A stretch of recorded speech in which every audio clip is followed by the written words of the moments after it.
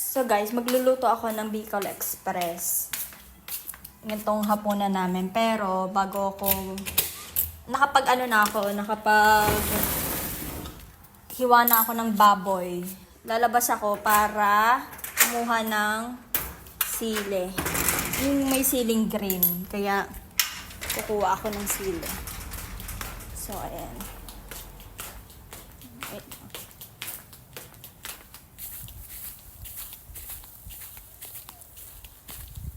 So, ayan. Gawa tayo ng sili. Mga 3 piraso, okay na to. Pero meron naman ako doon na pulang sili sa loob. So, green lang yung kinuha ko. Tapos magluluto na ako. Hapunan namin Bicol Express. Napabili ako ng ayan. Tataka kayo ganito yung itsura ko. Kagising ko lang kasi. Natulog ako nitong hapon, nagpagising ako sa kanya kasi sabi ko, 'di ba? Gagawa ako ng Bicol Express. So, ayan, naghimay na ako ng baboy. Tapos, ito yung sili. May mga kamatis pa nga eh. So, okay pa yan siya. Hindi pa yan siya sira. Tapos, ayan, napabili din ako ng bagoong. Meron ako dyang gata. So, hindi na ako napabili ng gata. Ayan, napabili din ako ng luya in case. So, ayan nga. Ayan, mag-ano na ako ng bawang. Tapos, satiin ko lang ito sa gitna. Masyadong madami. Antok kasi ako kanina. Maaga kasi ako nagising. Alam mo naman, pag pumapasok, nasasanay talagang gumigising ng maaga. Itong wala kaming pasok, talagang antok na antok ako. Ayan. Babaunin ko rin to kasi, kaya, nagluto na ako ng madami. Tapos nagsaing na rin ako ng kanin. Tawag dito, kanina, bago ako natulog, yung namin, gumawa ako ng tinapay na may mga mushroom, itlog, ham. Yan naman namin sa tinapay.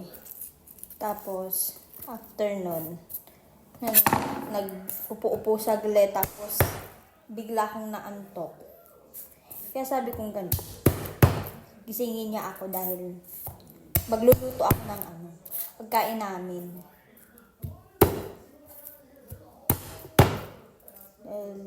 Pagod din ako kanina. Napagod din naman siya. Pero syempre, diba? Iba kasi yung pagka-araw-araw ka nagigising ng maaga. Yung talaga ng tulog mo, naiiba. Kaya, yeah. So, ayan, nakapagtadtad na ako ng mga sibuyas, bawang at sili. Tapos, ko na lang yung madali lang naman lutuin to. Ang alas 6 dito, liwanag pa.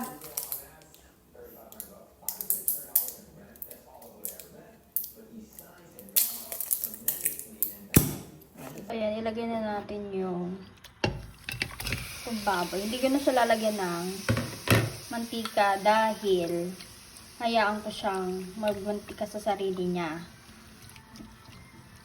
Hayaan mo siya. Para okay yan siya later. Ayan guys, nakikita niyo naman. Talagang sinadya ko yan siyang tumututo sa ganyere. Tapos nga natin apoy.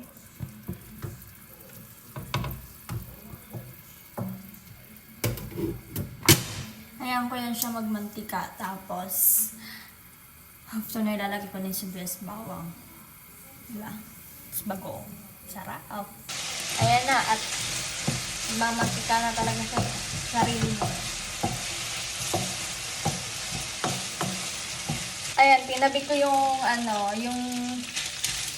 baboy para ilalagay ko tong bawang.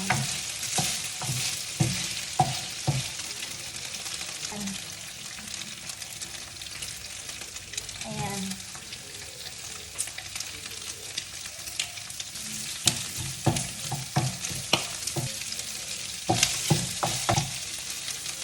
Palutuin natin ng maigi para masarap na masarap at nagmamantika talaga ang baboy.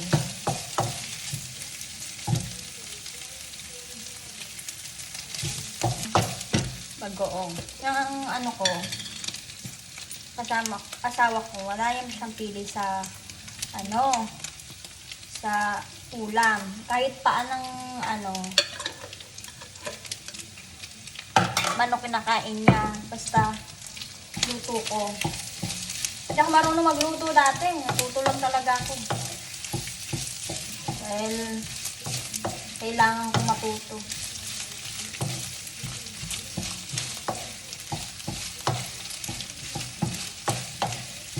Yan, di ba? Sarap, sarap. Ng ano. Tapos lagyan natin ng isang cup ng nawasa. Ay, putang ina.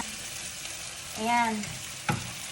Lagyan natin ng isang cup ng nawasa. Yan lang natin yan siya.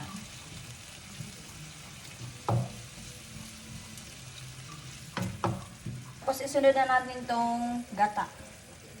Isang cup din.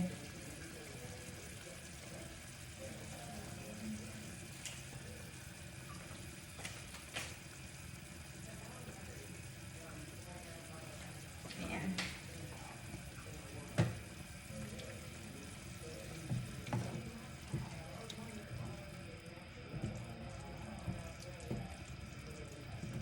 Sarap. Masarap talaga. Nilagyan natin konting asin. Ayan. Konti lang kasi nilagyan ko lang ng bagoong yan. Tapos ito, paminta.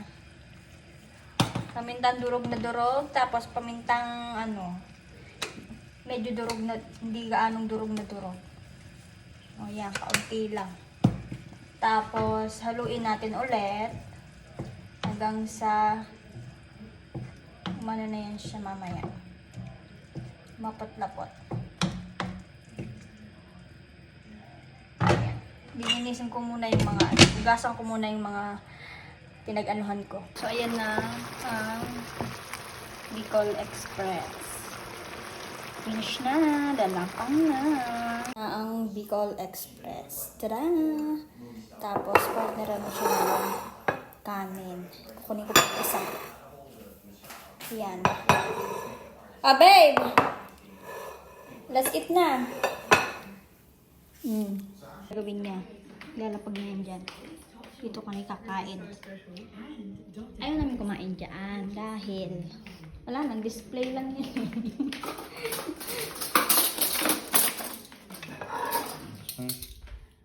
Yes.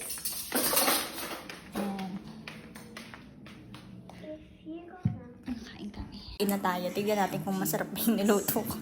Parang iba ata yung gata nila dito. Ayun lang.